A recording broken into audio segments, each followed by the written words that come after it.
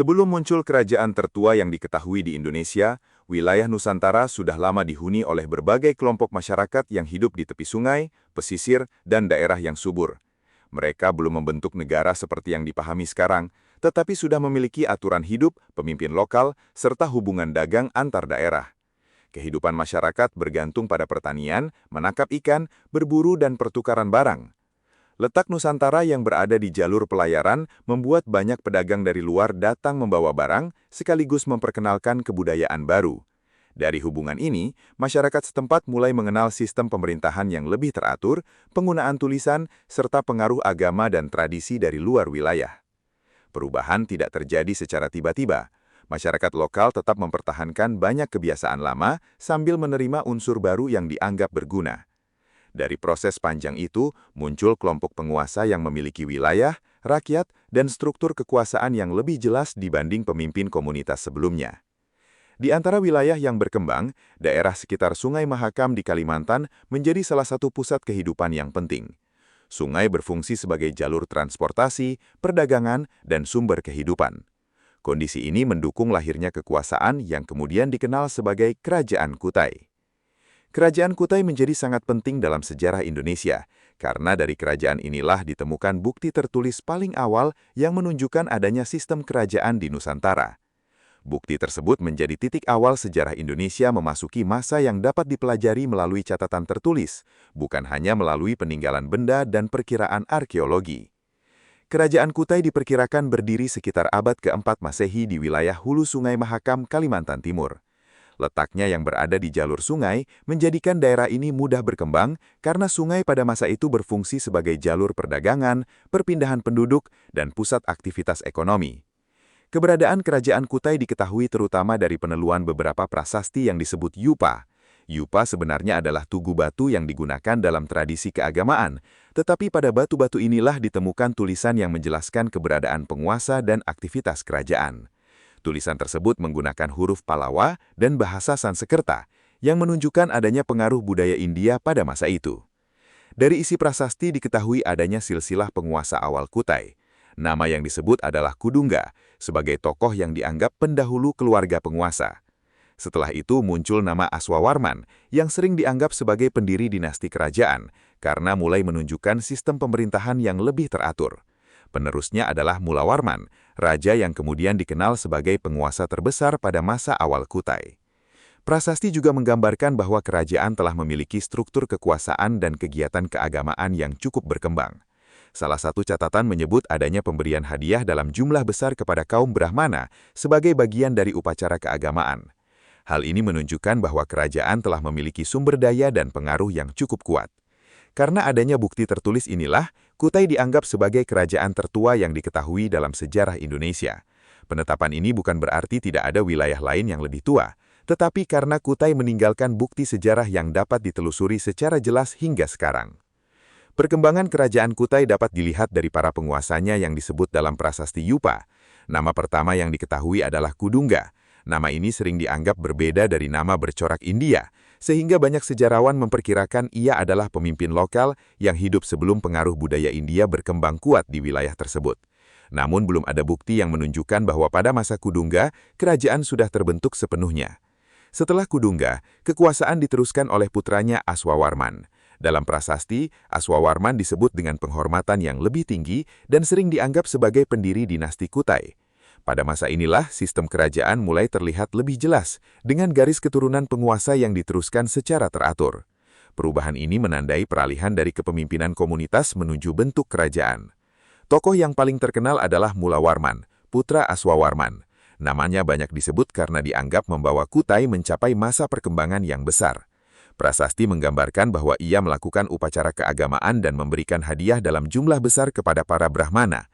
Tindakan itu menunjukkan bahwa kerajaan memiliki kekayaan, hasil produksi yang cukup, serta hubungan antara kekuasaan dan kehidupan keagamaan. Pada masa Mulawarman, wilayah sekitar Sungai Mahakam kemungkinan menjadi pusat aktivitas ekonomi dan sosial. Sungai mempermudah distribusi hasil pertanian, perdagangan, dan hubungan dengan kelompok masyarakat lain. Walaupun tidak ada catatan rinci tentang luas wilayah kekuasaannya, beradanya prasasti menunjukkan bahwa pengaruh kerajaan cukup kuat untuk meninggalkan jejak sejarah yang bertahan hingga sekarang. Masa para raja awal Kutai menjadi penting karena menunjukkan bagaimana masyarakat di Nusantara mulai mengenal pemerintahan yang lebih terorganisasi, penggunaan tulisan, dan tradisi kerajaan yang kemudian berkembang di wilayah-wilayah lain. Kehidupan masyarakat di Kerajaan Kutai berkembang di sekitar aliran Sungai Mahakam. Sungai menjadi pusat kehidupan karena digunakan untuk transportasi, mencari sumber makanan, serta menghubungkan permukiman satu dengan lainnya. Sebagian besar masyarakat diperkirakan hidup dari pertanian, pemanfaatan hasil hutan, perikanan, dan perdagangan. Dalam bidang ekonomi, posisi wilayah Kutai memberi keuntungan karena berada di jalur pergerakan barang. Hasil alam dari daerah sekitar dapat dipertukarkan dengan kebutuhan lain yang datang melalui jalur sungai dan pesisir. Aktivitas ini membantu memperkuat kekuasaan kerajaan, karena penguasa dapat mengatur wilayah serta menjaga stabilitas perdagangan. Dalam kehidupan sosial, masyarakat telah mengenal lapisan peran yang berbeda. Raja berada pada posisi tertinggi sebagai pemimpin politik dan simbol kekuasaan. Di bawahnya terdapat kelompok yang menjalankan kegiatan agamaan, masyarakat yang bekerja di bidang produksi, serta kelompok lain yang mendukung aktivitas kerajaan. Dari sisi agama dan budaya, Kutai menunjukkan pengaruh Hindu yang cukup kuat, terutama melalui penggunaan bahasa Sanskerta dan pelaksanaan upacara keagamaan yang tercatat dalam prasasti. Peran kaum Brahmana terlihat penting karena mereka berkaitan dengan kegiatan keagamaan dan pencatatan tradisi kerajaan. Meski begitu, pengaruh luar tidak serta-merta menghapus budaya lokal. Masyarakat kemungkinan tetap mempertahankan banyak kebiasaan asli yang kemudian berpadu dengan unsur baru. Penggunaan tulisan pada prasasti menjadi salah satu perubahan besar pada masa ini. Dengan adanya tulisan, informasi tentang penguasa dan kegiatan kerajaan dapat diwariskan lebih jelas dibanding masa sebelumnya yang hanya mengandalkan tradisi lisan. Setelah mencapai masa perkembangan pada era Mula Warman, catatan tentang kerajaan Kutai menjadi jauh lebih sedikit. Berbeda dengan masa awal yang meninggalkan prasasti Yupa, periode setelahnya tidak banyak memiliki bukti tertulis, sehingga perjalanan kerajaan tidak dapat diketahui secara lengkap. Perubahan kemungkinan terjadi karena beberapa faktor yang umum mempengaruhi kerajaan pada masa itu. Jalur perdagangan dapat bergeser, pusat kekuasaan dapat berpindah, dan hubungan antar kelompok di wilayah sekitar juga bisa berubah. Kerajaan yang bergantung pada pengaruh ekonomi dan posisi strategis biasanya harus terus menyesuaikan diri dengan perubahan tersebut. Seiring berjalannya waktu, wilayah Kutai mengalami perkembangan politik yang berbeda dari masa kerajaan awal yang tercatat dalam prasasti.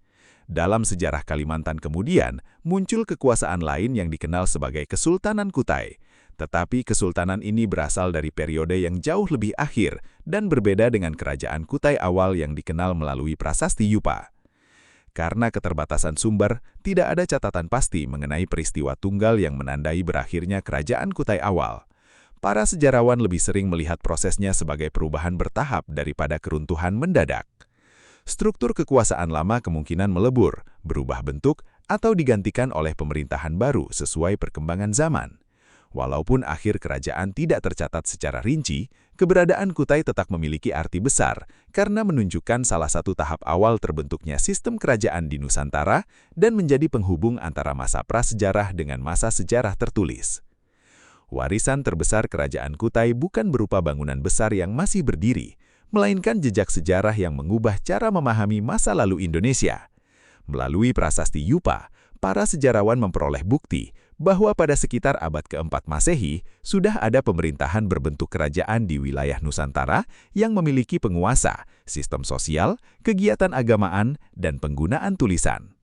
Keberadaan tulisan menjadi titik penting karena menandai peralihan dari masa prasejarah menuju masa sejarah. Sebelum adanya catatan tertulis, kehidupan masyarakat hanya dapat dipelajari dari benda peninggalan dan temuan arkeologi. Dengan munculnya prasasti, nama tokoh, silsilah penguasa, dan sebagian peristiwa mulai dapat diketahui secara lebih jelas. Kutai juga menunjukkan bahwa perkembangan peradaban di Nusantara tidak terjadi secara terpisah dari dunia luar.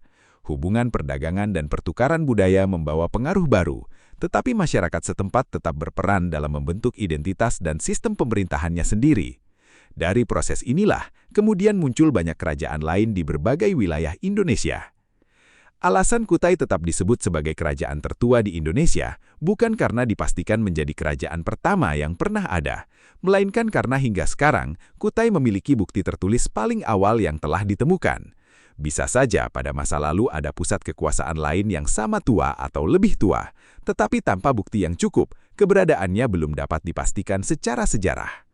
Dengan demikian, kerajaan Kutai menempati posisi penting sebagai awal babak sejarah kerajaan di Indonesia dan menjadi salah satu fondasi untuk memahami perkembangan peradaban Nusantara pada masa-masa berikutnya.